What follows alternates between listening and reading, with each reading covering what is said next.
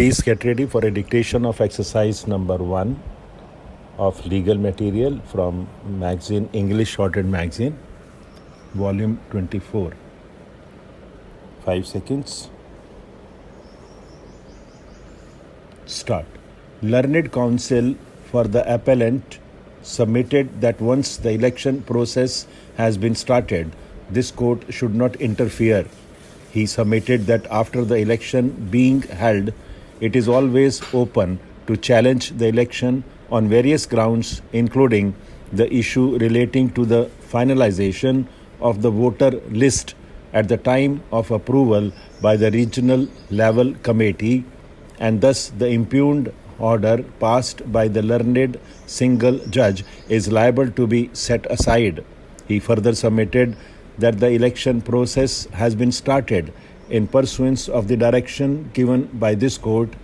The voter list has been prepared after due consideration and after verification of their identity through their affidavits and other documents.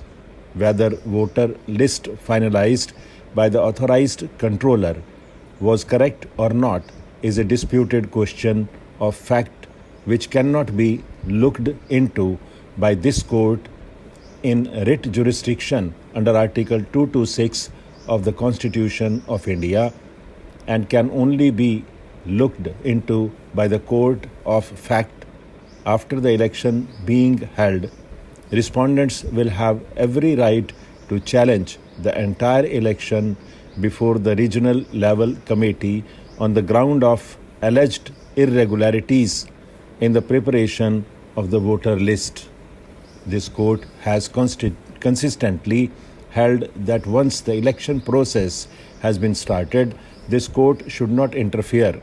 If any party has any grievance about the finalization of the voter list or about the voter list, it is always open to such person to challenge the same in the appropriate proceeding, namely under the statute, rules or regulations, or by filing suit in the competent court of law. Therefore, we are of the view that after the declaration of the election program, interference by this court is wholly unjustified. After the order dated 2/5/2008 passed by the ex-district inspector of schools, the issue relating to voter list had not become final. The order of the district inspector of schools was subject to further scrutiny and verification, and in pursuance thereof, the process of verification was started by the authorized controller.